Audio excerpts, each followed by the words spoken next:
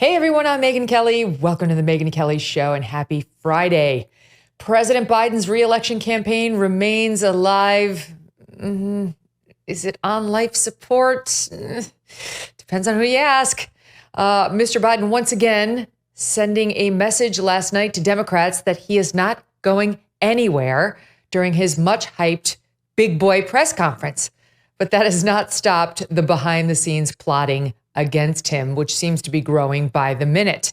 The Democratic Party is in all-out civil war. Axios reports about very connected Democrats, mostly veterans of the Obama and Clinton administrations, plotting hourly to get Joe Biden to withdraw and to do it quickly. I saw a panicked segment on MSNBC last night. It's fun to watch some of those channels on nights like that, where the one thing the anchor and both far left guests agreed on, Psaki was one of them, was this needs to end. It needs to end quickly. This can't go on. This is terrible for us. And I think they're right. It's true. CNN has some of the most devastating new leaks. It really is amazing. It's amazing to watch the news media do actual reporting on this president.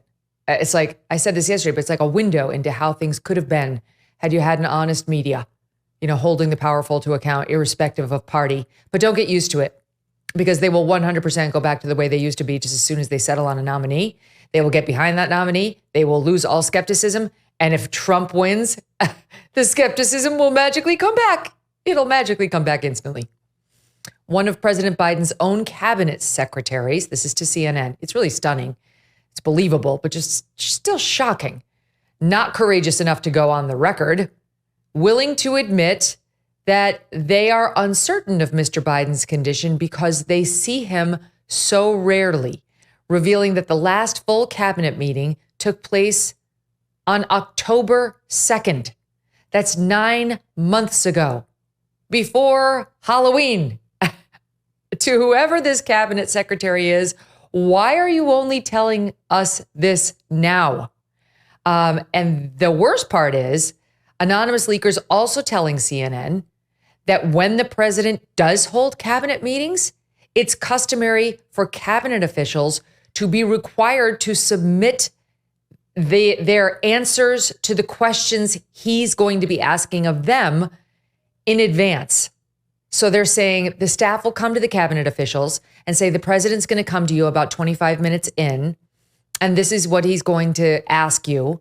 And please give us now a list of bullet points that you will be submitting so the president can see in advance and understand them, obviously. And it could go both ways. Perhaps they're telling the cabinet officials what questions the president will ask, because it's obvious the president is not thinking of anything contemporaneously with his meetings. One leaker deeming the cabinet meetings, quote, orchestrated and kind of an act. Like everything around this presidency. His interviews with the press, his call-ins to these radio shows. I've got a lot to say about the White House press corps. I'll get to that in a minute. Yesterday, we were wondering, where's former President Barack Obama? We did a whole talking points memo talking about him. CNN's Jeff Zelensky reporting, he's of the Times, reporting that he has had at least one private conversation this week with Speaker Emerita Nancy Pelosi. Two of the party's top leaders speaking privately. Well, okay, what's their grand master plan? We'd love to hear it. What is it? The Democrats are relying on you. Well, we have no idea. According to Zelensky, quote, neither is quite sure what to do. They're in uncharted waters here, and there's no one at the helm. Joe Biden is supposed to be the leader of the Democratic Party, and he says, I'm not going, and no one's accepting that decision, or at least a few are. This morning, we heard again from powerful South Carolina Congressman James Clyburn. He went on the Today Show on NBC and reiterated his support for President Biden. He's all in. He's riding with Biden, unless that is Biden, who's been adamant he's staying, decides to leave. I am all in. I'm riding with Biden no matter what direction he goes, no matter what method he takes. I'm with Joe Biden. And if he were to change his mind, I'll just answer the question that I would be all in for the vice president. Should the conversation about the president getting out of this race, should that conversation continue? No, it shouldn't. The conversation should be over. No, the conversation should focus on the record of this administration, on the alternative to his election, and let Joe Biden continue to make his own decisions about his future. If he decides to change his mind later on, then we would respond to that. We have until the 19th of August to open our convention.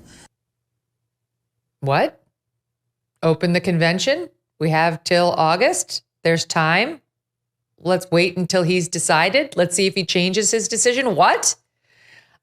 This is very different messaging, as you know, from just what we heard a few days ago at the beginning of the week. It was Monday. We played that soundbite of him riding with Biden, riding with Biden, riding with Biden, like one of those dolls that you just pull the string out of. Well, he sounds a little different this morning, doesn't he? So apparently Joe Biden is in the thick of it still and is going to have to take on the entire Democratic apparatus if he wants to remain the Democratic candidate for president for a second term. But, you know, this is not the first time that President Biden has defiantly stood his ground against his doubters, detractors, and those who mean to threaten him. I mean, he did once take on Corn Pop. Remember him? We were talking about this on our team yesterday. This is a reference that often comes up about him. And I was like, what did he say? What was that story again? It happened in 2017 that he told the story. He recalled this alleged story of how he defeated Corn Pop, who was apparently, quote, a bad dude who ran with a bunch of, quote, bad boys. It was 1962. Mr. Biden was a lifeguard. Corn Pop was allegedly horsing around at the pool. So Joey told Corn Pop to knock it off. In return, Corn Pop challenged him to a fight. I was one of the guards, and Corn Pop was a bad dude. And he ran a bunch of bad boys. And he said, I'll be waiting for you. He was waiting for 3 guys in straight razors. And I said, what am I going to do? And he cut off a 6-foot length of chain. He folded up. He said, you walk out with that chain. And you walk to the car and say, you may cut me, man, but I'm going to wrap this chain around your head.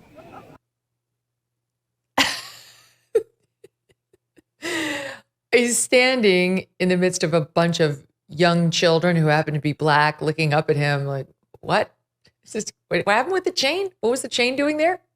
Fortunately, all's well that ends well. Mr. Biden said in the end, he was able to diffuse the situation. Corn Pop backed down. All right. So take note, Democrats. If Corn Pop was no match, perhaps you're not either. Joining me now, Michael Knowles, host of the Michael Knowles Show on the Daily Wire. Don't miss a moment. Subscribe to this show on YouTube and follow me on Insta, Facebook, and X. Do you owe back taxes? Pandemic relief is now over. Along with hiring thousands of new agents and field officers, the IRS has kicked off 2024 by sending over 5 million pay-up letters to those who have unfiled tax returns or balances owed. Don't waive your rights and speak with them on your own. Tax Network USA, a trusted tax relief firm, has saved over $1 billion in back taxes for their clients, and they can help you secure the best deal possible. Whether you owe $10,000 or $10 million, they can help you. Whether it's business or personal taxes, even if you have the means to pay or if you're on a fixed income, they can help finally resolve your tax burdens once and for all. Call 1-800-245-6000 for a private free consultation or visit tnusa.com/Megyn. So he's a tough guy, Michael. He's a tough guy. And that tough guy is in the fight of his political life. There are reports out this morning that his campaign manager is saying to everybody, we've just endured the hardest 2 effing weeks that anyone's ever had to undergo in political history. And if we can do that, if we can survive this, we can survive anything. I mean, I think President Trump and his Access Hollywood tape might beg to differ. But you tell me whether at this point, on this Friday, you think this is survivable by Joe Biden. I think those Democrat elites are some bad dudes. And I think they run with some bad boys. But old Joe, he's tough. And he knows how to diffuse it. And more importantly, he's got all the delegates locked up. So they really can't do anything unless they drag him out of the White House on a stretcher, or unless they invoke the 25th Amendment. They can't really do anything. Yesterday, there was some rumor that Joe might decide he was going to step down as the Democrat nominee. But that obviously could not happen, because if Joe Biden were to step down as the nominee, he would have to resign the presidency because of the reason that he would be stepping down as the nominee, namely that he's obviously senile and his brain doesn't work anymore. So if his brain doesn't work anymore to run for president, his brain doesn't work sufficiently to be the president. And so he would have to resign the presidency, and he's not going to do that. Biden has wanted to be president since he was in the womb. He got elected to the U.S. Senate before he was constitutionally old enough to serve. He's not giving it up. I don't think he likes any of these Democrat operatives. I don't think he likes Kamala Harris one little bit. And so why would he go down in disgrace and humiliation for them? He's not going to do it. So they're going to have to try to wrest it from him. That would probably include invoking the 25th Amendment. The performance at NATO was not as bad as the debate. Exactly. It wasn't all that much better. I don't even really know what Biden said. My main takeaway from the press conference is that President Biden and Vice President Donald Trump have done a great job supporting President Vladimir Putin of Ukraine, and that's why NATO is stronger than ever. It was one of those things when he called introducing Zelensky, he called him President Putin. My team sent it out like circulated. I wasn't in front of the TV at the moment. I thought it was a joke for sure. I just thought 100% this is Babylon B. He didn't actually do that, did he? And sure enough, he did do that. Here, do we have that moment? Okay, let's watch it. And now I want to hand it over to the president of Ukraine, who has as much courage as he has determination. Ladies and gentlemen, President Putin. President Putin. We're going to beat President Putin. President Zelensky. I'm so focused on beating Putin, we got to worry about it. Anyway, Mr. President. I'm better. You are a hell of a lot better. Thank you so much. I mean, and what we're hearing is that those who were close to the president in the first row actually had to yell out, "You mean Zelensky? Zelensky?" Like, so he didn't even do the correction on his own. It had to be called to his attention. And by then the way, as Michael, he tried to amazingly, recover, his campaign tweeted that out. They tweeted out that exchange as if it was something to be proud of.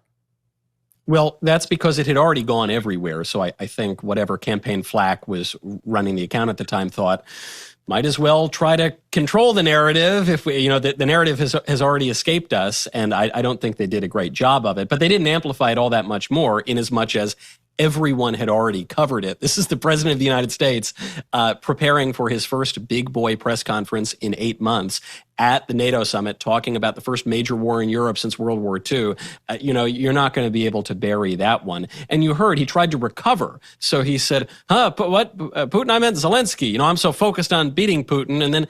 And then he trails off and he says, well, anyway, and that's it. And you saw this verbal tick up again during that press conference. I think if I took a shot of vodka every time Biden lost his train of thought and concluded with, well, anyway, I would be almost as dead as Joe Biden.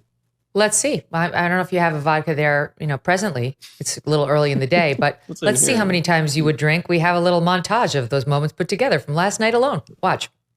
Other leaders, heads of state, in thanking me, saying the reason we're together is because of Biden. Because Biden did the following.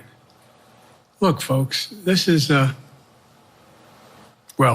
anyway, I had things all the time. At the very end, I'm catching hell from my wife for that. Anyway, for the longest time it was, Biden's not prepared to sit with us unscripted. Biden's not prepared to, anyway. My team wants you to know that wasn't the entirety of the anyways. That was just a sampling. It was not enough to actually get you drunk. But before you react, over the weekend, we saw the same verbal crutch. He kept saying when he loses his train of thought, which is often, he resorts to anyway or probably shouldn't to avoid whatever was going to come next or to avoid revealing that he has forgotten his train of thought. He's lost it yet again. Here's South 15. Imagine this is the guy who says he wants to be a dictator on day one. Come on. Dictator on day one. He means it, though. He means it. Look what he did. Anyway, I won't go into too much detail, but certainly people look. What's the thing that people look to? I remember, anyway, I shouldn't get too personal, but. And by the way, I was in that World War I cemetery in France.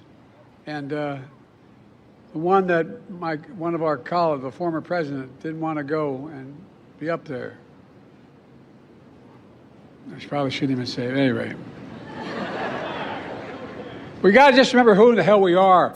We're the only nation in the history of the world that has gone through every crisis and come out stronger than we went into the crisis, every single time.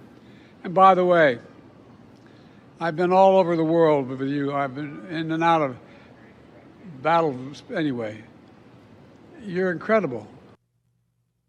Oh my God, Michael. Uncomfortable. We got to remember who the hell we are. I mean that literally. Who am I? Who are you? Where are we? Anyway, really bad. And especially at NATO, that's really bad because Biden's argument is that NATO wants him to remain president because he's going to be tough on Putin, unlike Trump, supposedly. He's going to support NATO, unlike Trump, supposedly. But the proof of the pudding is in the tasting. The only presidency during which Vladimir Putin has not invaded a country in the last, 20, 25 years, has been Trump's presidency. Things have fallen apart on Joe Biden's watch. And so, yes, does Donald Trump say, I'll talk to anybody, I'll work out a deal with anybody? He does. But then he works out the deal. So you get Putin remaining in Moscow, not going further into Ukraine. You get a relative peace in the Middle East. You even get little rocket man over in North Korea pulling back on the provocative rhetoric. Does Donald Trump say NATO needs to pay more? We need to stop footing the entire bill for NATO. He does. I'm sure NATO doesn't like to hear that. But guess what? Then they pony up, and Trump is a big supporter of America's alliances. Meanwhile, under Biden, things have gone to hell in a handbasket. And so if you are Vladimir Putin, who do you want to be president, really? I think it's clear. I think even most Democrats would probably admit today, candidly, if you're Putin, you want Biden because you get to do much more of what you want because Biden is just not all there. The lights are on, but nobody's home. And the same thing is true. If you're a NATO ally, if you're the leader of a NATO nation, you know that you cannot be feeling reassured after Biden's performance at this conference. No. The other moment that you referenced at the top was part of the beginning of the remarks. And in addition to the Putin-Zelensky thing, had everyone, all the muscles in my body were tense. It was like, I can't take too much more of this. I don't want to see our president be embarrassed on the world stage. I really don't. It's not a partisan thing. It makes me uncomfortable. It makes me uncomfortable to see an elderly man fall, or woman for that matter. And this made me uncomfortable too, and he didn't seem to know what his vice president was named. Here it is. I wouldn't have picked Vice President Trump to be vice president, but I think she was not qualified to be president. So let's start there. Number one. And did not realize that he had done it. He went forward. It wasn't until the end of the presser when I think it was NBC News stood up and said, hey, you did this. How are you going to respond when you get crushed for this? And he said, well, just listen to him. And when he called Trump his vice president, look at this. You can see his cabinet members, including Anthony Blinken, Secretary of State, wincing. The Secretary of Defense was right next to him. They're wincing as he does it. Watch.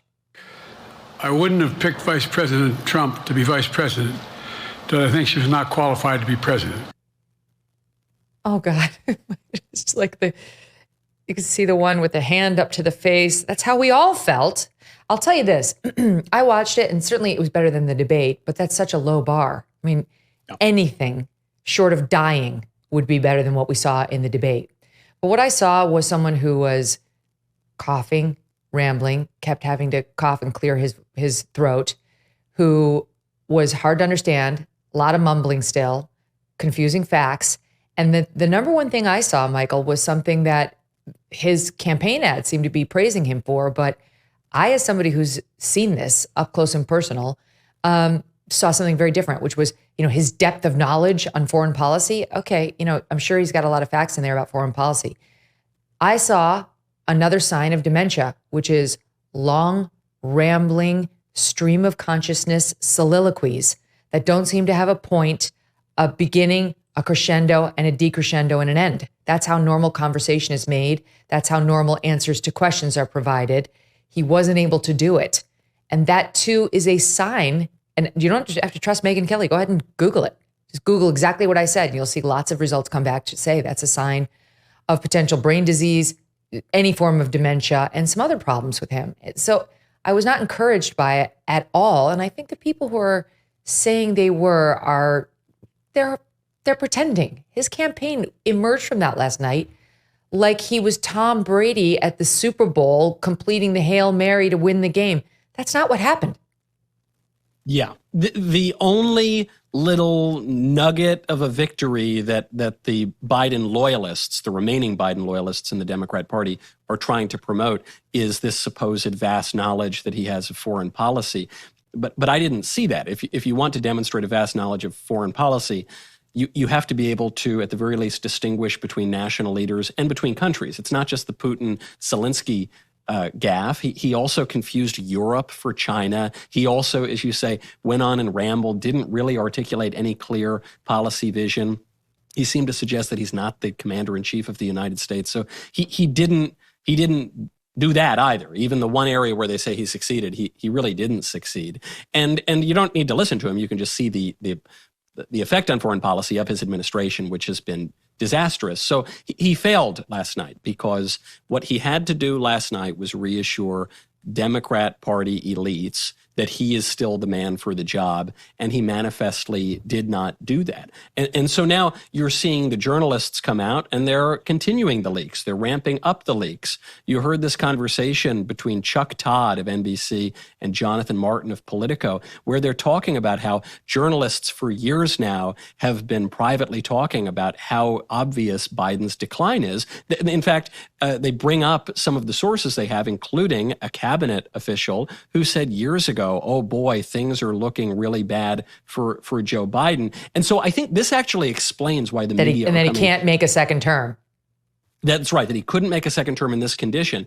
I think this explains why the media are being so vicious to Biden right now. In part, it's because they realize that he's not going to be able to make it over the finish line, and their job is to promote the Democrat Party, and they won't be able to do that. So in part, it's a little bit of partisanship. But I think the reason that they're so particularly vicious with Biden right now is because he has made them look foolish, and he has exposed them as frauds. The media and the Democrats and the Biden administration had a deal, and the deal was the media are not going to reveal that Biden is in obvious senility, and Biden is going to win. He's going to stay in the basement, and he's going to win, and everything gets to go on tickety-boo.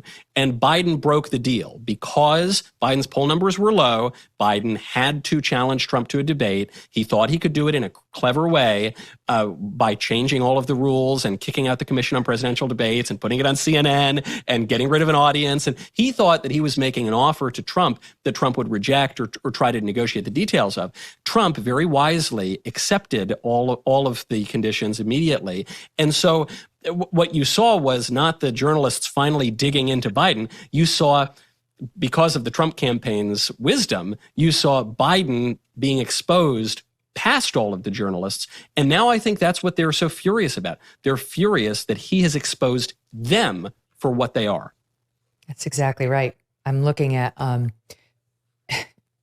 the latest on the radio interviews that he's been giving, and speaking of his interactions with the press. And the latest we saw, this week it came out that at least 2 radio stations last weekend, when he was on his I'm Robust tour after the debate, at least 2 of the radio hosts got caught just repeating the questions that the White House spoon-fed to them, gave them and said, please ask these questions. And they did it, one of whom was later fired. I mean, honestly, they both should have been fired. I've got nothing against these folks, but they embarrass themselves and their network. You don't do that. That's a hard no. I mean, I will say it's not unusual for the subject, whether it's a senator or the White House or what have you, to say, he'd really love to talk about his whatever bill. He's coming on to promote this thing he sponsored. That's par for the course in journalism. Fine. That's how you get access and you get a yes to the interview.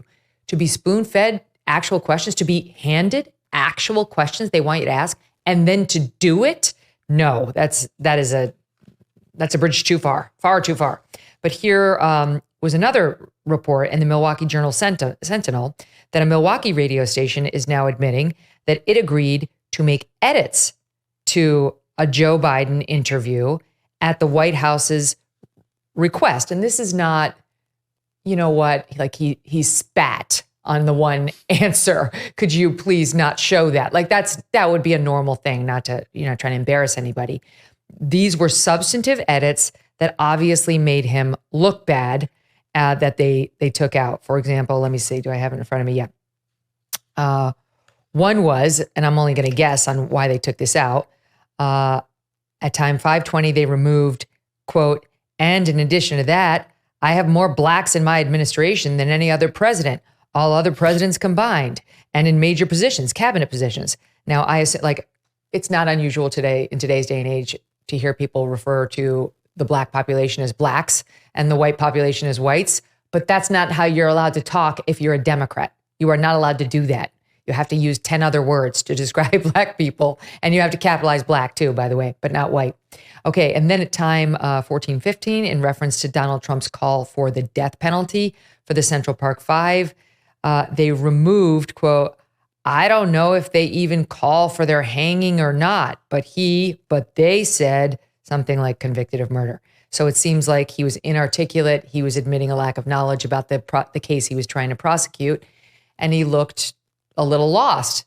That's not okay. If that's what you're taking it out for, because you're both on the same page about making him look good, not okay. So anyway, here's where I'm going with this, Michael.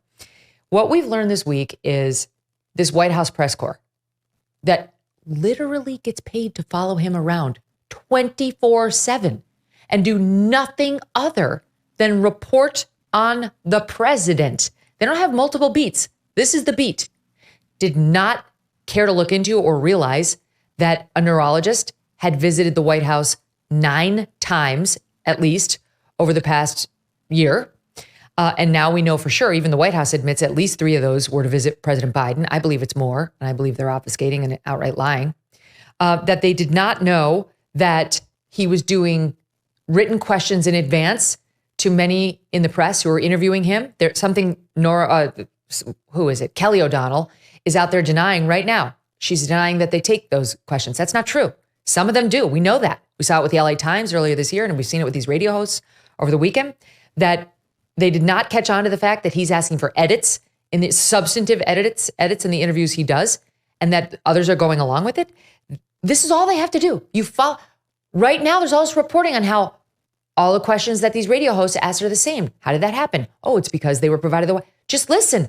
Your only job is to listen to his interviews. Listen to him. What's he saying? Find the similarities. They didn't care. They don't care about reporting anything that might make him look bad. They did not know that he was requiring his cabinet officials to submit their talking points to him in advance and vice versa.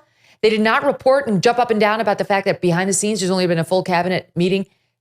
The last one was in October. They did not report on the baby instructions he's been getting everywhere, the kind you'd provide really to like a 100-year-old person to say, Nana, when you walk in for your 100th birthday surprise, you go over to the stage and you do a wave and then you sit down in that chair. That's what he's getting. Toddler-like instruct.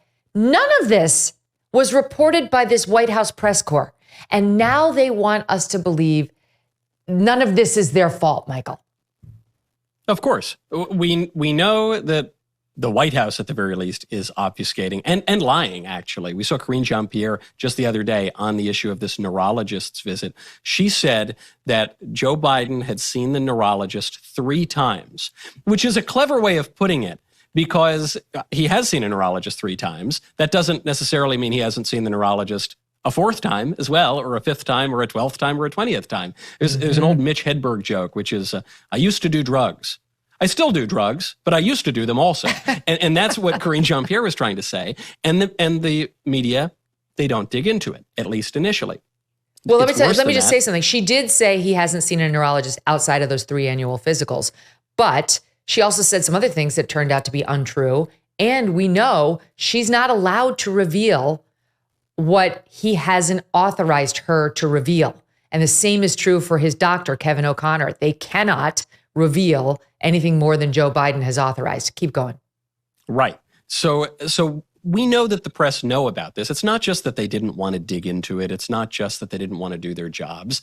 They were doing their job, but their job is not to speak truth to power. Their job is not to be the intrepid reporters following the facts wherever they lead. Their job is to carry water for the liberal establishment and to advance the liberal establishment project. And so what you're seeing now is that the reporters are still doing their job.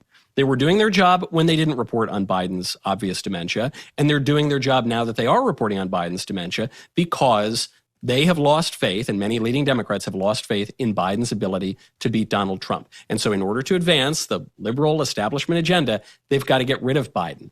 The problem now for the Democrats is Biden still has the goods. He still has the desire to stay in office and to seek a second term. And so they're playing this game of chicken. And the press is saying, Joe, we're going to make you so unelectable. You're going to go down in flames. Yep. We are not carrying water. So you got to get out. And You're Joe right. is saying, well, okay, guys, but I'm not getting out. So you can make me unelectable all you want, but then you're going to lose your power too, because I ain't going anywhere. You're not going to bully me. And the only question now is who blinks first. You're so right, Michael. I was looking at this last night as these leaks came out about the cabinet, thinking, of course they've known this all along. The reason that the cabinet members are now leaking this stuff to CNN is because there is a full-fledged behind-the-scenes effort now among the Dems to get him out. And they said as much at the beginning of the week, that things would get more humiliating for him if he didn't make the right decision. So it's not accidental. Yes, we're seeing more Dems come out and call for him to leave. We saw that last night right after his remarks concluded. But what we're seeing now more by the day is more vicious leaks about him. So they've had it. They've had it in their pocket. The team that's around him and just allies of his, like donors, like Clooney, and indeed in some cases the media. And only now are they releasing it because they're amping up the pressure. They're turning up that knob as he continues to dig in and say, I'm not going anywhere. It's actually really clear when you know that's a strategy and you start reading the press. You mentioned the George Clooney op-ed in the New York Times saying, I love you, Joe, but you got to go. And this is a great example of this behind-the-scenes movement, because does anybody really believe that George Clooney can write? Does anybody really? No, I don't think anybody really believes he wrote that op-ed. And Joe Scarborough on MSNBC was suggesting, as have many others, that maybe actually other Democrats were behind that. Maybe it was Barack Obama himself who put George Clooney up to writing that op-ed. Who knows? This is just wild speculation. But there's this movement. You saw Joe Manchin earlier in the week. He came out and was asked, do you still support Joe Biden? He said, listen, I love Joe, and I think it'll be a lot clearer after this weekend. And that's why I support Joe, but things will be a lot clearer after the weekend. And that raised my eyebrow. I thought, well, what's going on this weekend? What sort of plans do we have? You were seeing publicly people like Obama or Chuck Schumer or Nancy Pelosi say, we stand with Joe, but then all the leaks. Actually, Obama doesn't. Actually, Schumer doesn't. Actually, Pelosi doesn't. So this is going to come to a head at some point. They're going to blow each other up, and then I don't know, there will be no liberal establishment left anymore, or somebody is going to win. I just think it's such a dangerous game for the liberal establishment, because at this point, Biden has basically nothing to lose. I mean, and if he did have anything to lose, I'm not sure he would even be aware of it at this point. Whereas for the Democrats, if Joe manages to hold on to the nomination, they're going to have to flip back. I don't know how you unwind the accusations. I have a theory on this, though. I said it yesterday, Mike. I just think what they do at that point is they go 100% against Trump. That's it. There's just no Biden news. There's no news about Joe Biden or polling, unless it shows that they were right that he shouldn't be the nominee. And then you kind of mentioned, see, he's behind in the polls. This was really like reckless. But anyway, back to Trump being a devil. And they can kick that off as early as next week. You saw the New York Times yesterday with this editorial that was in all black with like the white letters popping up about what a demon Trump is. And that was because they're under pressure now, having hit Biden repeatedly as unfit by their core audience to say, hey, what about the other guy? That's what you hear the Joy Reids of the world saying. What about Trump? So this is they're throwing him a bone. Oh, of course, Trump's the devil. So I think that's what they'll do. Right. Here's a moment go ahead.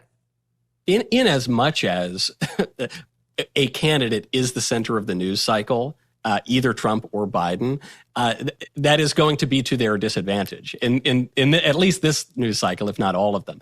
And so that is easy way to flip the switch, and that is what they've done in years past. At this point, though, now that they've thrown 4 prosecutions at Donald Trump and they've accused him of harassing a woman in Bergdorf Goodman 75 years ago, and they've raided his house, and they've done everything short of banish him to St. Helena. I am not convinced that is going to work, because don't forget, to rewind a little bit, the reason that the Democrats are in this mess in the first place is because Joe Biden proposed that disastrous debate with Trump. And the reason Joe Biden proposed that debate with Trump is because the constant negative Trump headlines were not doing enough to suppress Trump's poll numbers and buoy Biden's. So they can try it. It's probably the last thing they have left. You saw just the other day a news report from the intel agencies that Russia is looking to interfere again and support Trump. They're playing the hits, like Rolling Stones hitting Satisfaction at Madison Square Garden. They're going back to their classic numbers from 2016. But I just don't see any evidence that it still works. Yeah. Did you see that clip online yesterday of Mick Jagger praising Justin Trudeau? And the whole crowd started booing him. He looked so confused. What do you mean? Like, people don't like Justin Trudeau? Hello, stick to the music. The intra-party fighting going on within the Democratic Party is highly entertaining, obviously. And it boiled up and into plain view on MSNBC last night when Chris Hayes was hosting the DNC chair, Jamie Harrison. Watch this. Stop the nitpicking, okay, and then focus on the work ahead. This I don't disagree with you, but he's done it in the past. I get you on that, but I want to just come back one more time, because I think that's a little straw manning, right? I'm not saying that it's his stumbles that you should focus on. I am saying that. I'm not saying, many people are saying, I don't know what the answer is. Again, the good faith concern here for people who admire Joe Biden and think he's done a good job is that the nature of time and the stress of the job means that it will be very difficult for him to effectively execute the next 4 months of the campaign and effectively execute a second term. Chris, Donald Trump is literally talking about calling Chris Christie a fat pig. Let's be serious. Joe Biden just laid out the complex view of the entire world. And we are putting ourselves in this mental gymnastics to talk about, well, how will his age be in 2 years? We know what we have in contrast with Donald Trump. Technically, Trump said somebody else brought up the fact that Chris Christie was allegedly that thing. And Trump told him not to say that. That's actually how it went down. But that's not a scene you see every day over there on MSNBC, Michael. They're tearing each other apart. Listen, we have to support the dementia patient in the White House, because otherwise we might have a president who would insult Chris Christie.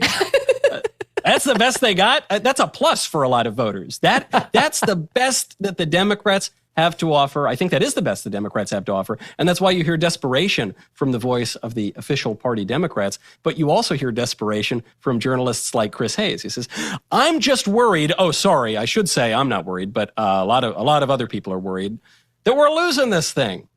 Mm-hmm. Yeah. And look, it does look perilous for them. Hold on. We're going to take a quick break. We're going to come back and do a little bit more on that post analysis. So what does it mean? What does it mean now? Does he go? Does he stay? Because more Democrats did pile on, and we have to discuss the fundraising, because that may be the most significant thing that happened this week. Stand by. Michael Knowles stays with me. Let me tell you a story about a guy named Leo Grillo. Leo was on a road trip and came across a Doberman. This dog was severely underweight and clearly in trouble. Well, Leo rescued the dog and named him Delta. Sadly, as you know, Delta was just one of many animals that needed, and to this day, need help. And this inspired Leo to start Delta Rescue, the largest no-kill, care-for-life animal sanctuary in the world. This all happened decades ago, but you see it for yourself when you're out there. These poor cats who have no one to love them, these sweet dogs who have been abused or have no home. Delta Rescue has rescued thousands of these animals, and horses too, by the way, from the wilderness, and they provide them with shelter, love, safety, a real home. April actually marked 45 years since Leo rescued Delta. Delta Rescue relies solely on contributions, though, to stay open. And if you want caring for these animals to be part of your legacy, speak with your estate planner, because there are tax benefits to you here too. You can grow your estate while letting your love for animals live well into the future. Check out the estate planning tab on their website to learn more and speak with your advisor. We say dogs are a man's best friend for a reason. You can help those who need it most. Visit deltarescue.org today to learn more. That's deltarescue.org. More and more, you're getting Democrats coming out. I think the number's up to 17 now who have gone public calling for Joe Biden to not be the candidate for term 2, mostly from the House. We've seen a couple of senators, Michael Bennet of Colorado explicitly, going there, and then some others toying with it. Just now, we have Colorado Governor Jared Polis. This is just hitting, saying the debate about his candidacy remains legitimate. Quote, they really need to look at how they can reinvent this campaign. Again, look at messaging, look at strategy. Of course, it's a legitimate discussion about the candidate, but how we're going to win to protect democracy. Last night, Democratic Representative Jim Himes of Connecticut, who's the top-ranking Dem on the House Intelligence Committee, came out right after the presser ended. All the stuff about he's the greatest. I mean, truly, they're talking about this guy like he's Lincoln, all of them, before they stick the knife in him. The greatest ever, accomplishments immense. He must not risk that legacy and those accomplishments and American democracy to soldier on in the face of the horrors promised by Donald Trump, and on it goes. There were 2 others who came out last night as well, Representative Eric Sorensen of Illinois, Representative Scott Peters, Democrat of California, both calling on President Biden to withdraw from the race.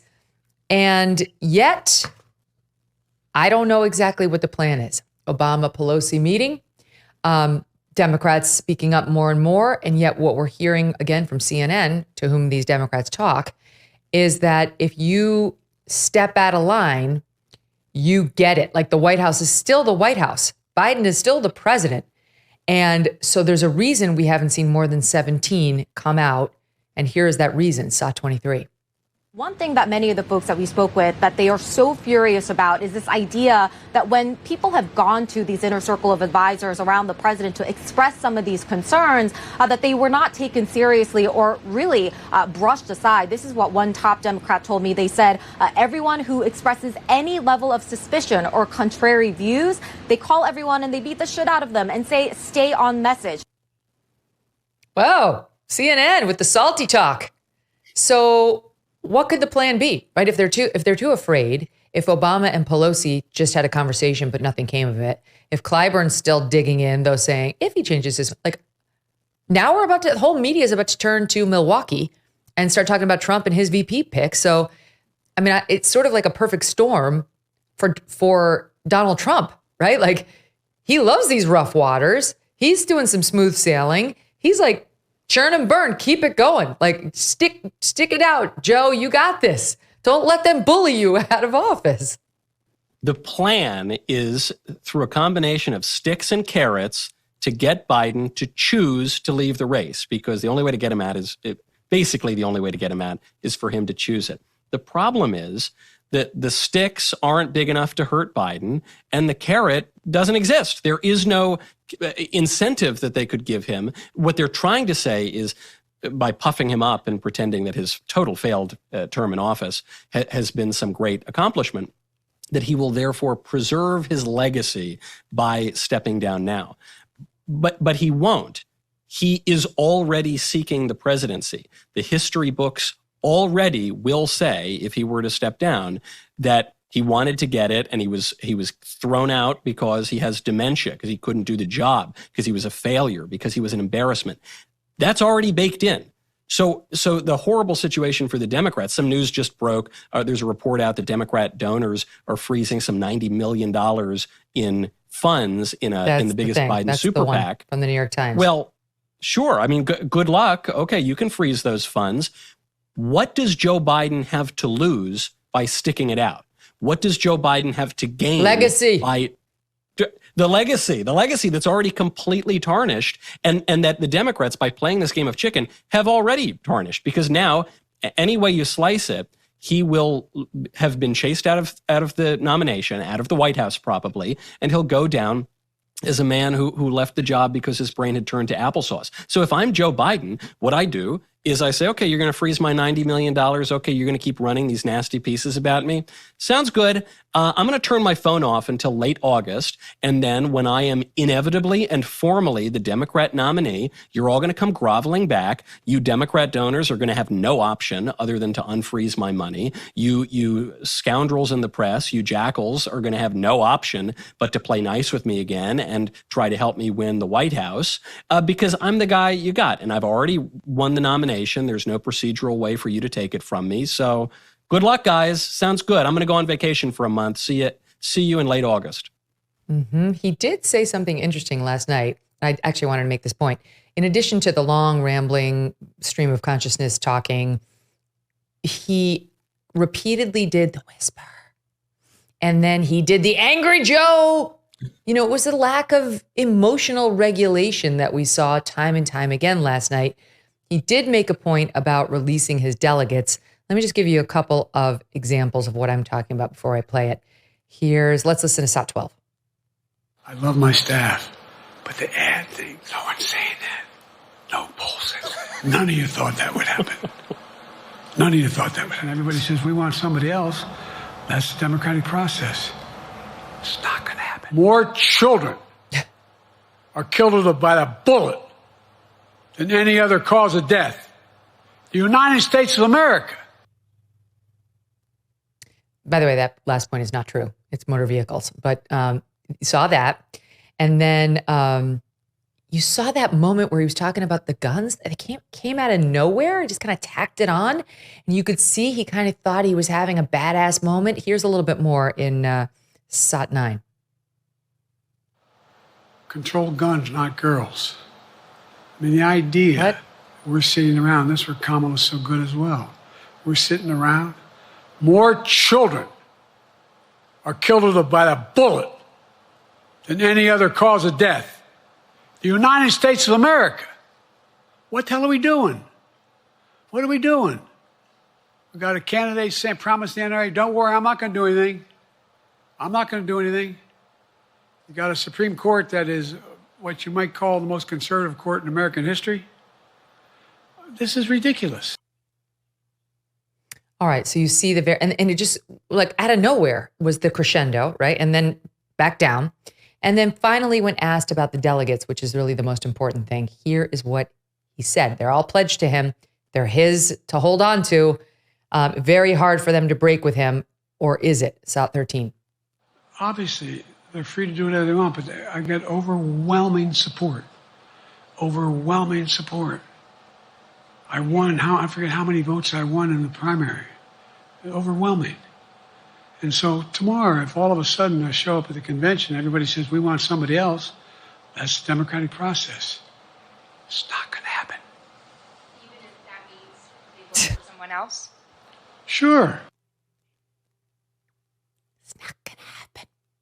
Is it going to happen, Michael? What's your prediction now? It's not going to happen. And part of the reason I think it's not going to happen is because Joe Biden, who can't remember people's names, who's been looser with his language than usual, he's pretty careful with his language there. The reporters are asking him a technical question. Do you release the delegates, or will you possibly release your delegates?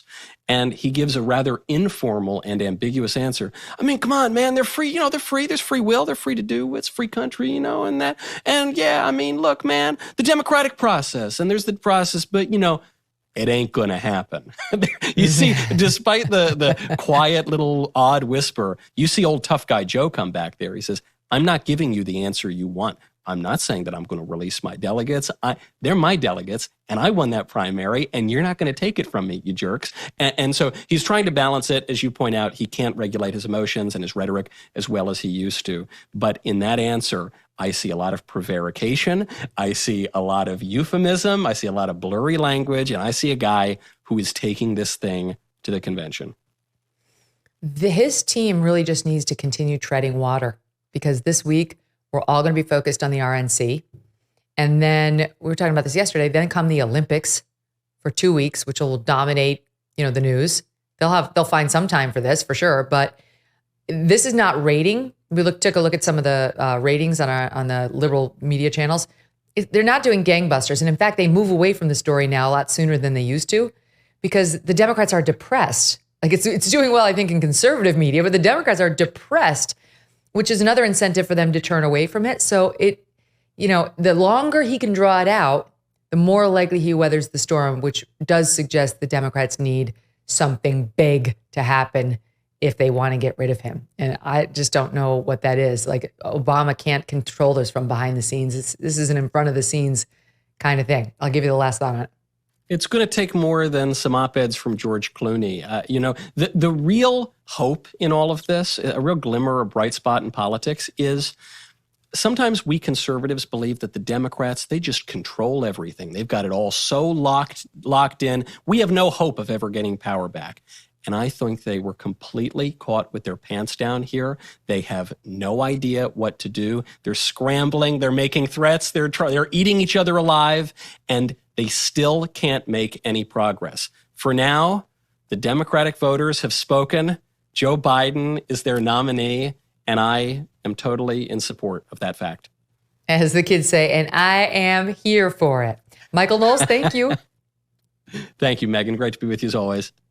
So one of the reasons Biden says he's not dropping out last night is he says the polls are wrong. Show me a poll that shows me losing to Trump and I'll get out. We'll do that next. Don't go away. Do you ever think, how can I work this hard and still be in debt?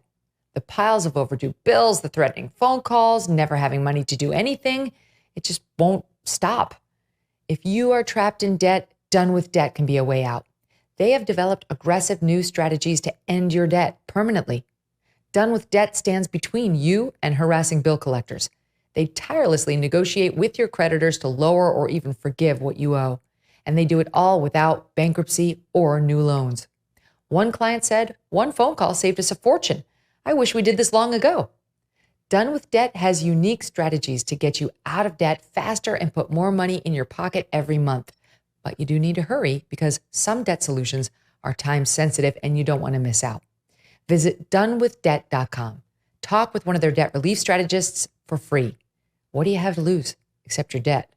That's donewithdebt.com, donewithdebt.com. If you weren't following the news, a massive hit to the US dollar just came in June when Saudi Arabia did not renew its 50-year petrodollar deal with the US.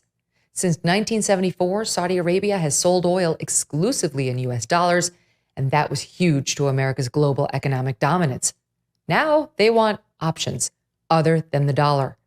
So ask yourself, if there's less demand for the dollar, what happens next? Look, it's reasons like this that Americans are looking at Birch Gold Group. For over 20 years, Birch Gold has helped tens of thousands of Americans protect their savings by converting an IRA or 401k into an IRA in physical gold. To learn more, text the word MK to 989898 and claim your free, no obligation info kit on gold. That's MK to the number 989898. Birch Gold has earned the trust of many with their education-first approach, their thousands of happy customers, and so many 5-star reviews. Consider protecting your savings with gold before the dollar plunges any further. Text MK to 989898 today. I am joined by a polling expert to discuss some of the latest numbers in the 2024 race. And man, oh man, the polls are getting a lot of importance placed on them by a lot of pundits lately. As of today, former President Trump remains up a bit in the Real Clear Politics average of all polls, almost 3 points over President Biden. And this week, polling from Emerson College shows new trouble for Mr. Biden, not just nationally, but in the battleground states as well. Here to discuss it all, Spencer Kimball, Executive Director of Emerson College Polling. Spencer, welcome to the show. Megyn, thanks for having me. Okay, so give us the top line that you concluded, that you reached in your polling. Well, the takeaway from the debate is that Trump either gained ground or stayed the same in those 6-7 swing states that we're looking at. And nationally, over the last 2 weeks, he's pretty much picked up a point a week, going from about 1 to 3. And I think in the big picture, about 4 years ago, he was trailing nationally at this time by about 4 points. So we're seeing a bit of a reversal of what we were looking at in the last election cycle. So with the national popular vote, which is kind of like the generic non-battleground state polling, he's doing well. And in the battleground states, he's doing well and getting better over the last 2 weeks. essentially. And what's most concerning for President Biden would be looking at the states of, let's say, Georgia and Arizona. Those two states have been trending towards Trump for 6-7 months. Most of the polls in Arizona all have Trump leading in that state. If those two states swing towards Trump, then any of those other swing states, Pennsylvania, Wisconsin, Michigan, if they swing, Virginia, Minnesota, if any of those 5 states swing, then Trump gets the 270 electoral votes and wins. So the Georgia, Arizona is a big problem for President Biden at this time. And then, of course, you got those 5 other states that are either trailing or very close at this time as well. So as far as I can tell here, you polled all the swing states and we looked at them and we looked at what you found pre-debate versus post-debate. It looks like in Arizona right now, it's Donald Trump up 4 over Biden. Before the debate, it was Donald Trump up 4. Michigan, Donald Trump up 1. Before the debate, Donald Trump up 1. Wisconsin, Donald Trump up 3. Before the debate, Donald Trump up 3. But then we get to Nevada, where Trump, you're showing he's up 6. Pre-debate, you had him up 3. Pennsylvania, Donald Trump up 5. Pre-debate, Donald Trump up 2. And then there's Georgia, where he's now showing in the Emerson poll, Donald Trump up 5. Pre-debate, he was up 4. So in particular, in Nevada, Pennsylvania, and to some extent in Georgia, it looks like Biden really hurt himself with that debate. And it was across the board that he got hurt. It wasn't just with younger voters or older voters or a particular racial group of voters. And that's the concern for President Biden, is finding that pocket of support to be able to build and get back. In my opinion, just getting to 50-50 isn't enough for the Democrats to be able to win a national election anymore. They have to win by 3, 4, maybe 5 points nationally. So he's got a lot of room to make up. Okay, explain that. I don't understand that at all. I've heard a bunch of pollsters talk about this, and this is where I get lost. Well, it's not that the national poll is going to mirror all of the state polls. There'll be some exceptions to it. But what we've seen over the last 8 years is generally, as the national poll goes, it's pulling those states in that direction. So the national poll in 2020 was 4.5 points. And in 2016, it was 2.5 points, both leaning for the Democrats. The difference between 2016 and 2020 is Georgia, Arizona, Michigan, Pennsylvania. And so if Biden is able to get that lead from, 4.5 points, that looked like he could take the presidency. Now that he's even, or he's trailing, that's a difficult spot to be in at the state level, because there is some, mirroring of the two votes, the national vote and the state vote. So as he's trailing in the state votes, he's also starting to trail in all of these, or in the national vote, he's also trailing in these state polls. And so there's not really like a silver lining at this point where we're seeing maybe California and New York doing better. We're seeing New York at like 7-8 points. This is a 23-point state. California is better for Biden at like 20 points, but that's again a 33-point state. So what you're seeing is kind of a dropping of the tide for Biden from where he was in 2020. And then the question is, will that help Trump, or does Trump have a ceiling in and of himself, where we've seen the polling kind of sit around 46% nationally? Can he get that number up to 48 to 50% and then be able to split the vote that way and win at the state level? It's like the Democrat voters have taken a depressant. They've taken some sort of a depressant, and it's being reflected in those numbers. Like the whole electorate seems like down there. But you mentioned the Trump ceiling, and that number you just said is a problem for Trump. Has Trump ever been as high as 50% with the electorate? Well, in our polling, we'll do the head-to-head ballot test, and generally Trump peaks at 46, and that's what we've had him at for the last 4 months. But then we do a push question, and that's where he gets to 50%. We ask voters who are undecided if they had to choose which direction they would go in. And at that point, it goes to about a 50-50 race, which is good for President Biden, but not good enough, in my opinion. He needs to get that 2 to 3 points higher on his side. And then the real question is it all baked in? We saw that debate, and the numbers didn't move dramatically. What would change the numbers at this point for President Biden to move them dramatically in his direction? And that's what we're waiting to see, if those change at all. So back in 2016, Trump won the Electoral College, but lost the popular vote, renewing the push by some Democrats to get rid of the Electoral College. I heard an interesting discussion the other day on the Commentary podcast about whether Steve Kornacki was on, about whether there's a scenario this time around where it could be reversed, where Donald Trump could win. I mean, of course, it's always possible, but is there any likelihood that this time around Donald Trump could win the national vote, the popular vote, and not the Electoral College? I mean, as you said, anything is possible in American politics. We're looking at some pretty close races from 2020, but right now they're not looking that close. Arizona, Georgia, Pennsylvania, those aren't looking like toss-up states that we've seen over the last two cycles. They're leaning towards the Republican, leaning towards Trump at the presidential level. There's a different story happening at the Senate level, but at the presidential level, those states are leaning. So it would be surprising. Now, to that point, if the popular vote is down in New York, if the popular vote's down in California, and remember, Clinton really ran up that popular vote in California, but if you let that vote kind of settle and Biden only wins those states by in the teens, there's an opportunity there for Biden to be able to win because he's giving up probably 5-6 million votes between those two states and, his leads. And but to me, that would tell me that there's not a rising tide. We saw that in 2016 when we saw like Indiana and Kentucky results come in early that night. I'm like, whoa, that looks like a rising tide. Like, well, this is 3-4 points higher than what we expected. And then obviously we saw how 2016 played out. So we'll see if in this cycle Biden's able to win in a very unusual game plan for the Democrats to try to win without winning the popular vote. So you're saying when Hillary Clinton won the popular vote in 2016, it was via the route that basically leads Republicans to oppose making this a popular vote election, which is you could basically win with New York and California as a Democrat. They're huge states with huge population and they're almost entirely blue, not entirely, but largely blue.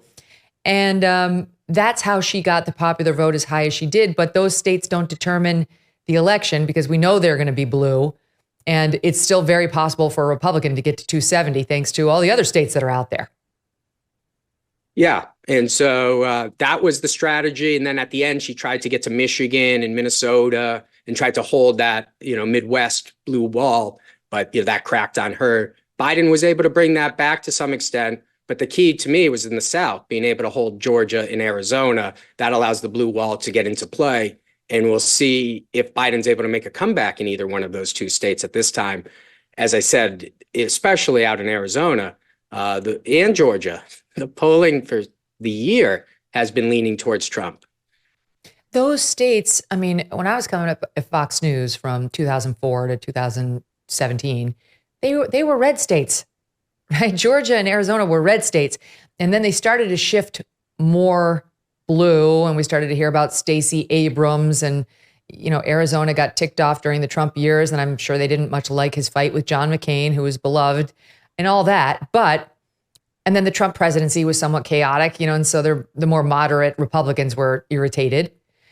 But now they seem to be going back to their roots, having been under 4 years of Democrat rule, at least at the federal level. Is that what's happening? Yeah, I mean, it's interesting, Megyn, to think about it. You have 4 senators from those two states, all Democrats. To think about that's where Arizona and Georgia went in the last 4 or 5 years. Kind of raises an eyebrow. Arizona. Considering, you've got, with Sinema now, I guess it's an independent, but those are surprising shifts that we saw in those states. But then there seemed to be shifting back. Kemp wins his race by 7 points over Abrams, where Abrams was in a nail biter the last time they ran.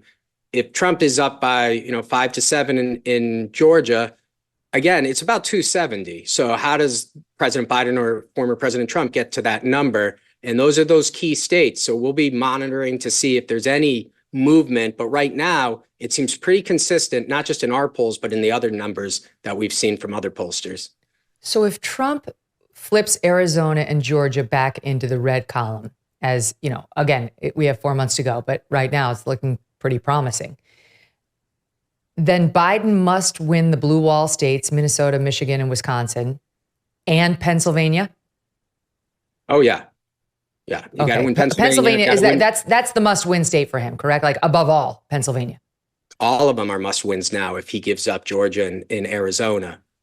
Pennsylvania becomes a must-win. Michigan's a must-win. Any one of those. Wisconsin's a must-win. Combination of Nevada and New Hampshire.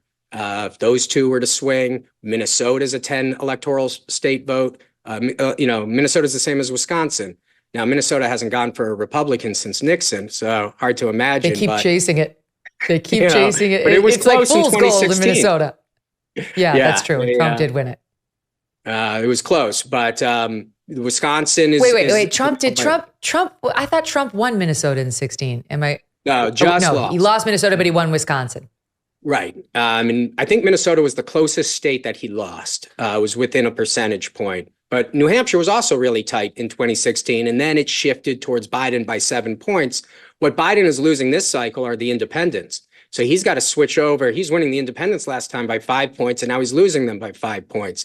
So he's got to bring that group back over and still hold on to that Obama coalition. And it's going to be an interesting summer to see how this all plays out.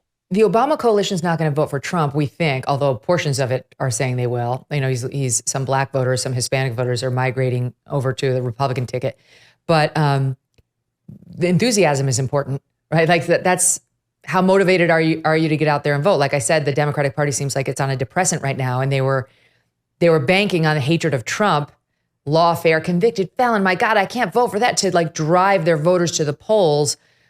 But then we've had so much bad news economically at the border, the lawfare campaign fell on its face, and then the debate. So it kind of explains what's happening including in these states that are so critical. And Megyn, I'll jump on to that point even further with the Democrats, is that they traditionally win new voters. They're usually up by 30 points on newly registered voters. In this cycle, it's either tied or leaning towards Trump. So those younger voters that come into the arena for the first time, they generally break for the Democrats. Obama wins them by 30 points. Biden wins them by 25. And now we're talking about them being maybe split. Maybe they break slightly for Biden at the end of the day. But it doesn't look like the Democrats have the recruitment process that we've seen in years past as far as voter registration of these newer voters into the arena. I feel like there's so many reasons for that. The economy would be a huge one, as it is for many of these disaffected voters. The lack of inspiration. You know, Obama, a lot of Republicans can't stand him, but he was beloved in the Democratic Party, and he was new and he was different and he was mixed race, and it was exciting to vote for, somebody who was the first black president. It's like all of that would get young people to the polls. And I also think, just from my own experience, there's been so much of the nonstop DEI talk and race essentialism and gender, like to these young people in particular, they're like on the front lines of that battle. I've seen in my own worlds, which are very left, New York City, the Upper West Side, and now I'm in Connecticut, where it's at best 50-50. The kids are revolting. They're signing up for the Turning Point USA conferences. They're registering Republican. They're wearing MAGA hats, like openly. I do think something's happening where there's a backlash amongst the young ones who have been put through the nonstop Women's History Month and Black History Month and LGBTQ History Month. Like, for the love of God. Okay, that's my own armchair analysis on it. So you mentioned New Hampshire and Nevada, like that those would also be in the must-have category for Biden if Trump wins Georgia and Arizona. Okay, trying to keep all the states clear in my head. And it's not looking so great for Biden. It's looking bad for Biden in Nevada. And even New Hampshire's wobbling now. There was news Gavin Newsom felt the need to swing by and make a campaign visit in New Hampshire for the Dems just recently. So can you talk about those two states? Yeah, the Silver State out west has really been trending to the right. Remember, they voted in Lombardo as their new governor, a Republican, former sheriff. And we'll see, there's a Senate race there as well with Jackie Rosen and Brownback. We'll see if that one tightens up over, next couple of months. But yeah, if that's a 6 electoral votes, New Hampshire's 4 electoral votes. The idea that New Hampshire could be competitive is a concern for the Democrats because you have an open governor's race that they were looking to try to pick up. Plus, you got an open seat in the 2nd district. And generally, the 1st district's like a 5-6 point Democratic advantage. But if that's all melting away, depending on who the Republicans put up, yeah, you've got the presidential race, but then you've got the Senate and the House. Particularly the House with New Hampshire and in Nevada, you've got the 1st district, the 3rd district. They've been going after Susan Lee for since she's gotten in. So those are going to be key, but it's a combination of those 2 states because that's a 6 electoral vote and a 4 electoral vote. So Biden could lose one of them and still be okay if he carries those other 5 states. But if he loses both of them, along with Arizona and Georgia, again, Trump hits the 270 mark. So if Trump wins Arizona, Georgia, and New Hampshire and Nevada, what position does that leave Biden in? What must he? I mean, then can he get there? No. So even if he wins the blue wall and Pennsylvania? That's right. That's why, those are the 10 electoral votes. It's a game to 270. And we can sometimes get lost in the game because you got the national poll, we got this close. But when we just come down to those states, that's what's so important. And that's what's concerning for the Democrats is they're saying, look, we're trailing here. How are we going to turn this around? Because if we don't turn it around, we're going to lose. And Biden's saying, I will turn this around. And we'll see what happens at the end of the day.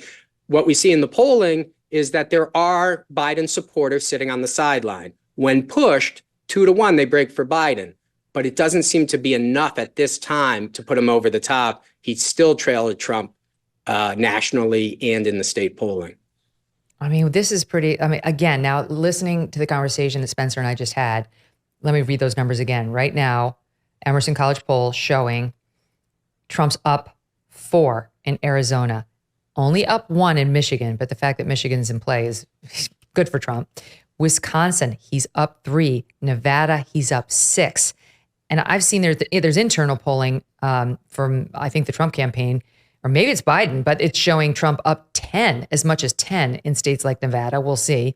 Pennsylvania, Trump up 5, and Georgia, Trump up 5. I mean, he's looking great in all the states he needs to look great in. And you said, so what they're asking themselves on Team Blue, what can we do? What catastrophic event could there be for Trump, or miraculous event could there be for Biden to provide the lift Biden needs now to recover what he lost in that debate, and then some, because he was losing going into the debate in most of these states. The lawfare campaign doesn't look so great. It really doesn't. It looks like it's over, frankly. So what, have we seen something historically? Like, we know that the Comey announcement about the Hillary emails shortly before the November election, Democrats are convinced that doomed her. Like, is it going to take, if you look at history, is it going to take a catastrophic or miraculous event? I wouldn't say a catastrophic event, hopefully not, but it's going to take some game changer. And we didn't see it at the debate. In fact, probably lost a little bit of ground at the end of the day on that performance. So last night's press conference, I don't know if that's going to do it. But something, we never know what the future holds, but it could be an opportunity, a crisis where he stands up and shows leadership and the country rallies around the president at that moment. But at this point, he's struggling to have that moment. And until that happens, it just seems like it's a slow, even as you watch members of the Democratic Party come out and start slipping away from their support of the president, it's like a slow bleed. And the question is, next week, does he lose another point nationally? Or in the following week, now you're going to have the Republican convention. That's going to be the highlight. That's where Trump is going to peak by the end of next week into the following week. How much does he go up? And then is there movement? A lot of this has been baked in for years, in my opinion. Can you move this electorate in some of these places that he's going to need to? And that's where the Democrats are really questioning it. And the president's going to have to decide if he can actually win this race at this time or not. We were talking about these states and how they're doing. Are those all two-man polls? No, with the 3-horse race, it's kind of a mixed bag when you throw in Kennedy, West, Chase, but Stein. But they generally help Trump. But it nationally, you see it help Trump. It's a bit of a mix in the states, like in Arizona, Wisconsin. They seem to help Biden a little bit more. But Georgia, Arizona, Pennsylvania, they help Trump a little bit more. I think it has a net positive for Trump because when we look at who's voting for these third-party candidates, it's younger voters.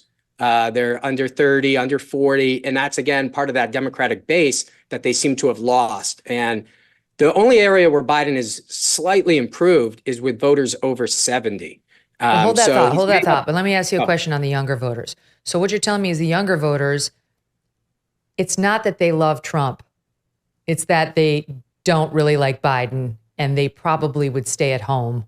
But if they saw like a Cornel West or an RFKJ or a Jill Stein on the ballot, they might actually go out and vote for them. Does that explain why Trump does better when it's a 5-way? That does. You've articulated my thought well, Megyn. Thank you. Okay, so now talk about the old people.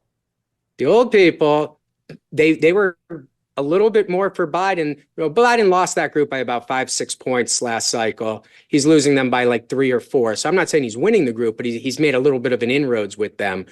But then you could get into like the 40s and the 50s. They've really moved away from the president. And, you're looking 5-6 point swings there where Trump was winning by 5 and now he's winning by 10.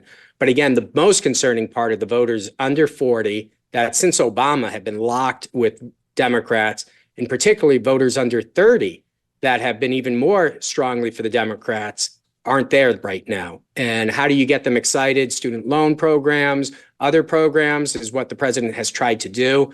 Marijuana policies they've thrown out hasn't really got this group of voters excited for him. But part of it is that this group was really part of the Bernie Sanders group, that there was a big mix when he didn't get the nomination. And it seems that right now they're holding back in supporting Biden. Okay, maybe you can help us predict something. We're looking forward to the RNC next week, and Trump is, by this time next week, we're going to know who his vice presidential running mate is. We think he's going to announce it. I mean, at this point, he's only got a couple days left if he wants to announce it pre-convention. We think he's going to do it at the convention. He was on the record saying he thought it was more exciting when people did that and that he would like to do that. So it could be Monday, Tuesday. Wednesday's the night that the vice presidential candidate would speak. So we're all trying to figure out who's he going to pick. And we have no idea whether the press has any clue what it's talking about when it says the short list now includes Rubio, Vance, and Burgum. So let's just widen it out. Just knowing that those are reportedly the 3 names, but he didn't choose one of the final 3 names that was in the press last time he had to pick somebody. Who does Trump need to shore up with, right? Like, who is he struggling with right now that he could use help with? Last time around, we knew more conservative voters had doubts about Donald Trump, which is why he chose Mike Pence. But what's the one group he needs to soothe? Because I've heard Ann Coulter say he went down with white men from 16 to 20. And so he should be picking somebody who drives those numbers back up. He should not be thinking about diversity. That's the case she makes. I've heard others say he's getting Hispanics at record numbers. So why not shore that up by choosing a Hispanic candidate like Marco Rubio, drive the enthusiasm even more, get even more of the Hispanic vote, and keep Joe Biden's turnout in the Hispanic vote as low as possible, because he can't win if the current polling with blacks and Hispanics stays as it is. So stick a knife in there. So what's your analysis of what might make the most sense? Well, from the polling data that I've seen, almost all of these candidates, they kind of hurt Trump at the beginning. You're going to see they're not as strong of a brand as the Trump brand. So whoever he brings on, my opinion, is going to be a little weaker than he is, and might actually cost him a half a point. We'll see how much of a personality of the person is that they're bringing on. But the Trump brand is very strong, and whoever he brings on with that brand is going to have to, get on board. I'm not sure. Everything that you raised are good points where, you say he's made inroads with the Hispanic vote. You bring in Rubio and then bang, instead of, then you look like Bush in 2004, where you lose the Hispanic vote by 6 points and you win the election. He won the popular vote in 2004. The black vote, they talked about Senator Scott being able to make inroads there. I don't think it's that easy. I think that vote is more locked in than the Hispanic vote. There's the male vote that he's already doing much better than he was in 2020 with. The group that really raises another eyebrow is the female vote. They were plus 15 for Biden last time, and now it's like 5. So you've seen it all swing over to the right. The group that Biden still holds with are those postgraduates, those with advanced degrees. He's still winning that group by 25. But, college grads, they're not heavily with Biden this time. So it's a long way, Megyn, of saying, I don't know. But you know what that tells me, Spencer? You know what that tells me? It tells me that the choice will probably then be ideological. What factions of the party, right? Like what factions of the electorate does he need to stimulate as opposed to their demographics, whites, blacks, men, women, old, young. Ideologically, who do I need to get? And that leads me to my breaking news, which is a local Virginia reporter on X just reported that Glenn Youngkin is going to the Republican National Convention. This is like, that would be classic Trump, right? Somebody who hadn't really been mentioned much. I bet you anything Trump likes Youngkin because he likes rich people. He does. He respects money. And Burgum's rich too. I don't know. So who the hell knows? He's going. Virginia's a swing state. I will give you this inside info. We're in the field right now in Virginia. And what did we do? We made a ballot test with Trump, Youngkin versus Biden, Harris, because we did think that could be a potential. And we want to see, does Virginia swing with Youngkin on the ticket? And if he does, yeah, I could see that playing out. We'll probably have those numbers on Wednesday next week to be able to verify what we're talking about here now. But yeah, that's a real possibility because now Virginia is a swing state. Plus, Youngkin is term limited. You only get one term in Virginia. So he's looking for a job as well. But that could be an interesting combination for Trump. And again, puts more pressure on the Biden team to have to be able to, since Obama, Virginia has been blue. So if all of a sudden Virginia is turning red, puts a lot of pressure on these other states. Again, more money being spent. Plus, you got Tim Kaine on the ticket up there running in the Senate race. So that would be an interesting pick. But one thing would ignite the establishment. It would ignite the establishment. All those people said he should choose Nikki Haley. No, every Nikki Haley voter would be fine with Glenn Youngkin. They probably wanted Glenn Youngkin to begin with. He just kind of fell off the national stage and focused on Virginia. And then he had bad electoral results last time around in Virginia. He didn't manage to shore up both houses under Republican control. And there was somewhat of a backlash from the very liberal DC suburbs against his crackdown on wokeism and so on. Anyway, that would be such an exciting pick because he's not like a longtime Trump basher. That's some of the problems that the people he's considering on that short list have. Every day there's another story about something negative J.D. Vance said about him. Certainly Rubio we saw, less so Doug Burgum.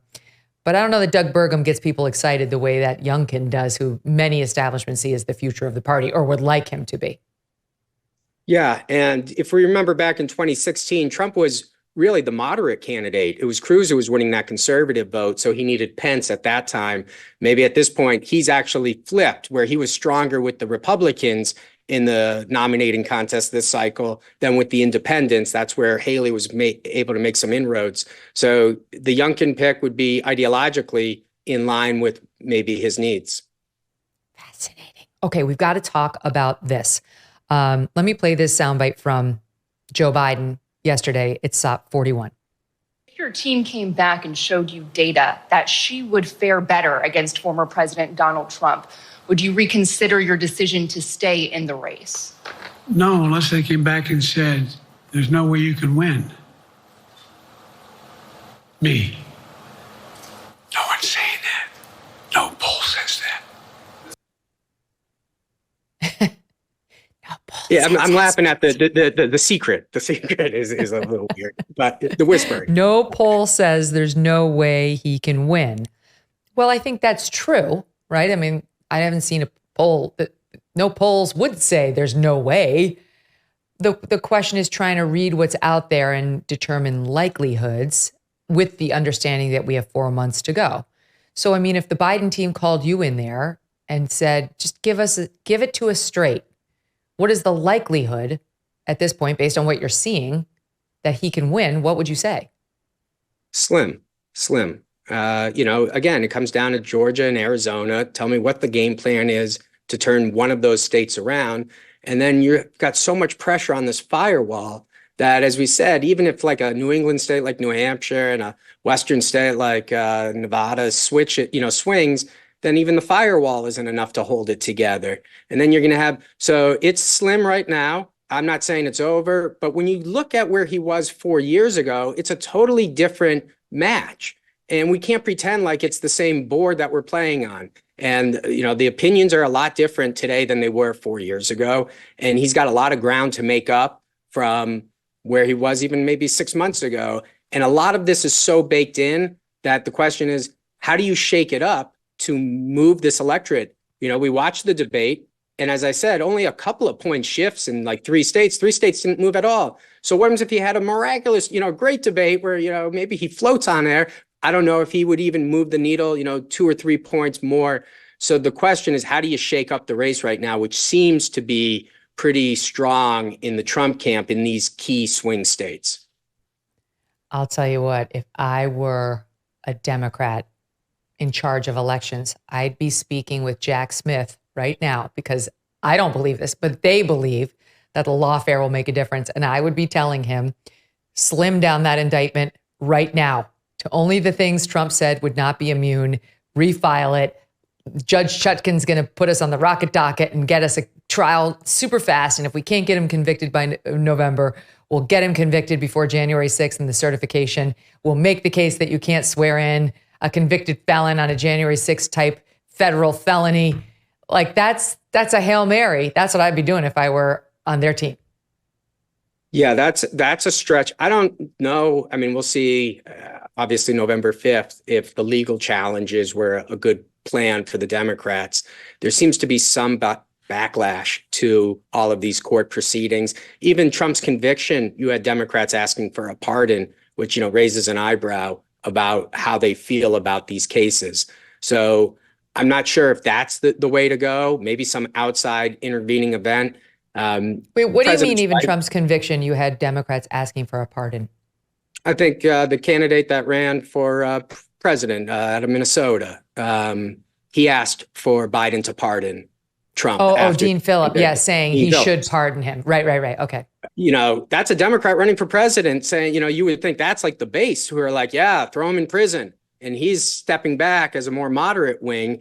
That shows you that there's some divide within the party on the issue of what to do with the former president on those legal challenges. So I don't know if it was necessarily a home run hit to move forward with all of those plays.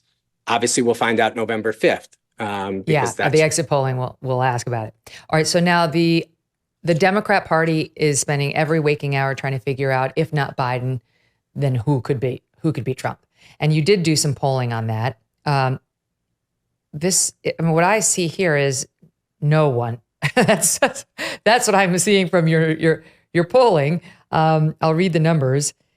So it shows Trump up by 3 in the national poll over Biden, up by 6 over Kamala Harris, up by 6 over Bernie Sanders, up by 5 over Al Gore. Al Gore is polling better than Kamala Harris. Wow.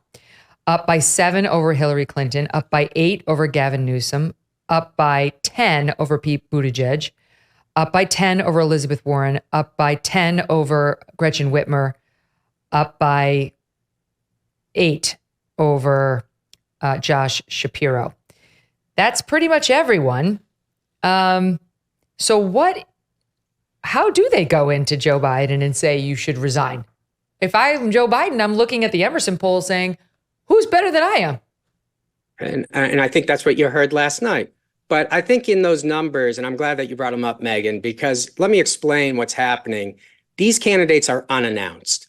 And so when I put them into these ballot tests, what we're seeing is these younger voters, they're only breaking for Biden by 12. They're totally split with these other candidates because they don't know who they are. And so I do think that there isn't like a magic bullet in this group that's going to change the trajectory immediately. But I think if you rallied around one of these candidates, you could have a star in that mix, somebody who might be able to shake up the campaign and change the dynamics. Some candidates that looked interesting was Governor Shapiro out of Pennsylvania. He was polling a little bit more from that youth vote than what we saw out of the other candidates.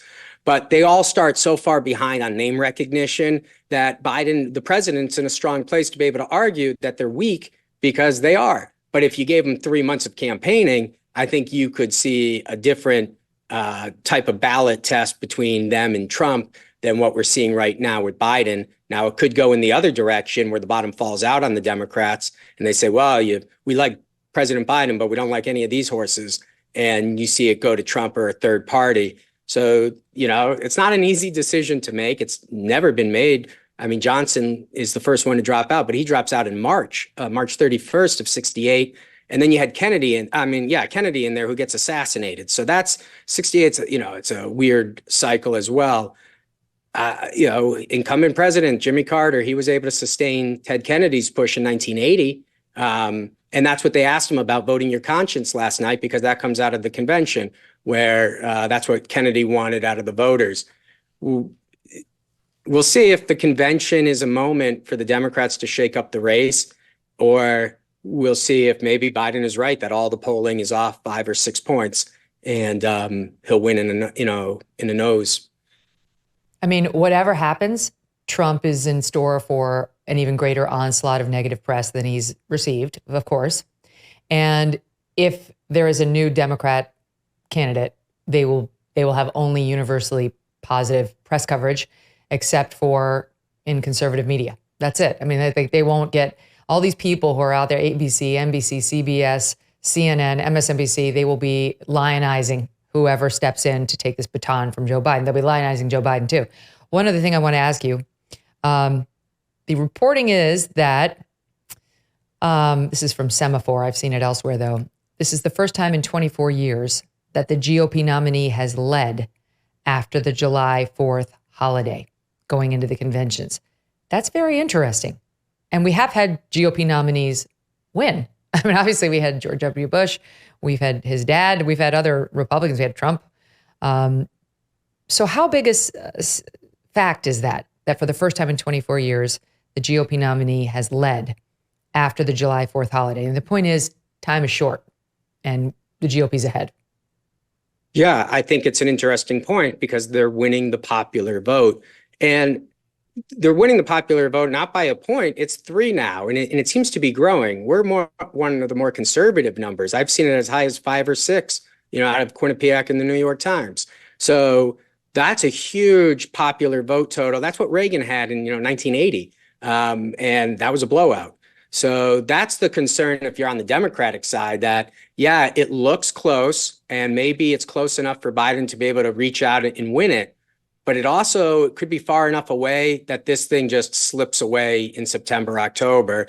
And the biggest concern for the Democrats is not just the presidency in the Senate, because the Senate's probably gone if they lose the presidency. It's the House itself.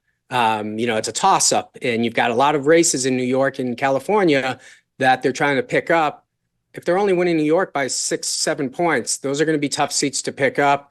And then, you've got legislation.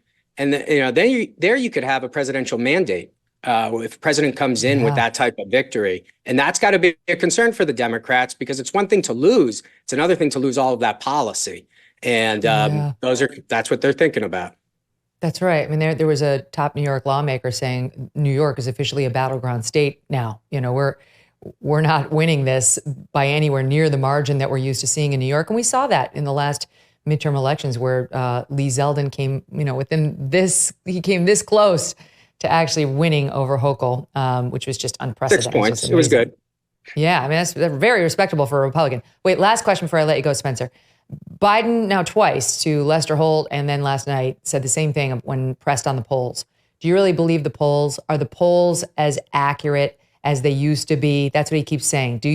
How accurate does anybody think the polls are these days? So, we have had polling surprises like Trump.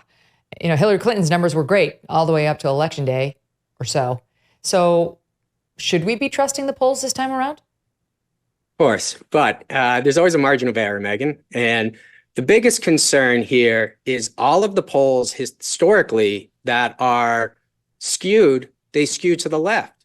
So in like 2016, what you mentioned, 90% of the polls skewed towards Clinton. It should be like a 50-50 skew. Some polls are going to be off. You're going to be off to the left. You're going to be off to the right.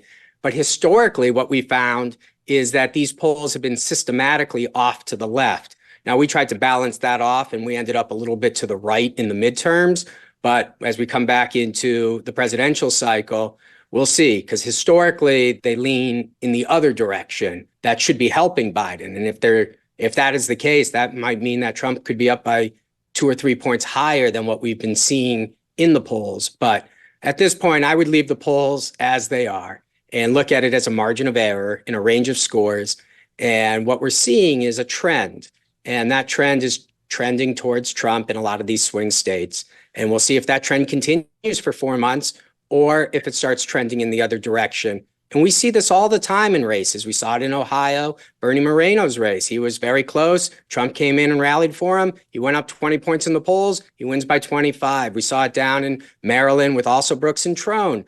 Trone was up because he spent a lot of money. Also Brooks, Angela gets into the race and pulls off the upset in 2 months because there's energy and excitement. So there's still time in the race. We see it in other races. But again, this presidential race might be a little bit more baked in than what we see in these other races where the candidates are fairly unknown. Yeah, and these two have ubiquitous name recognition. Spencer Kimball, so good. Please come back. Thank you for having me, Megyn.